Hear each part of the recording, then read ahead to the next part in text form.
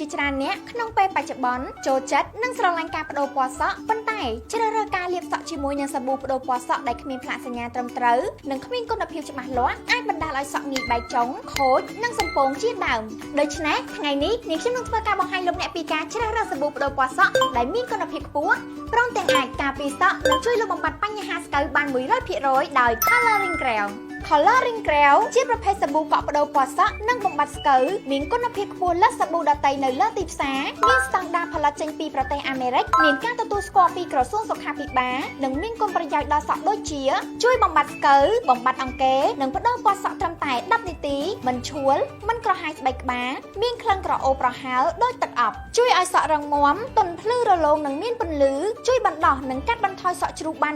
100% ងាយស្រួលប្រើអាចកក់ខ្លួនឯងបានមានរហូតដល់6ពណ៌ដូចជាពណ៌ខ្មៅធម្មជាតិត្នោតក្រមៅត្នោតបែកទឹកដោះគោត្នោតបែកមាសមង្ឃុតបែកស្វាយនិងមង្ឃុតខ្ចីដោយក្នុងមួយដបតម្លៃត្រឹមតែ$12តែប៉ុណ្ណោះយើងខ្ញុំក៏មានរកដំណើរចែកចាយទូទាំង25ខេត្តក្រុងចំណាយត្រឹមតែ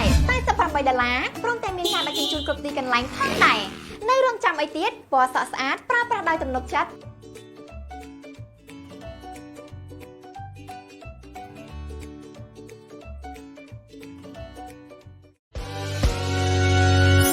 ខ្មៅរលោងហើយវៃប្រស្មា